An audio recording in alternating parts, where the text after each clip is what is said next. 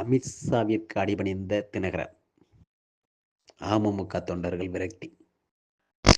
EPS முதல்வர் வேட்பாளராக இருக்கும் கட்சியில் தனது கட்சி கூட்டணி வைக்காது என்று உறுதியாக பேசி வந்த தினகரன், அதற்கு அப்புறம் நடந்த செயற்குழு பொதுக்குழு கூட்டத்தில் தேர்தல் நேரத்தில் எதிரி துரோகி என்றெல்லாம் பார்த்து கொண்டிருக்க முடியாது. கட்சிக்கும் தமிழகத்திற்கும் எது நல்லதோ அந்த அடிப்படையிலேயே அமமுக கூட்டணி அமைக்கும் என்று பொடி வைத்து பேசினார். அப்போதே செய்தி ஊடகங்கள்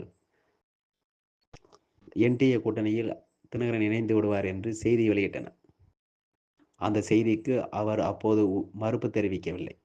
மீண்டும் என்டிஏ கூட்டணியில் இணைவது போன்றே பேசி வந்தார். ரகசியமாக டெல்லி சென்று அமித்ஷாவை சந்தித்துவிட்டு திரும்பிய தினகரன் என்டிஏ கூட்டணியில் இணைவதாகவே பேசி கொண்டிருந்தார். இதை அறிந்த கட்சி நிர்வாகிகள் நேரடியாகவே தினகரனை சந்தித்து, இபிஎஸ் முதல்வர் வேட்பாளராக இருக்கும் கூட்டணியில் நம்மால் இணைந்து செயல்பட முடியாது, நீங்கள் மாற்று முடிவெடுக்க வேண்டும் என்று கூறியுள்ளனர். அதை கண்டுகொள்ளாத தினகரன் தற்போது அமமுகவை என்டிஏ கூட்டணியில் இணைத்து உறுதிப்படுத்தியுள்ளார்.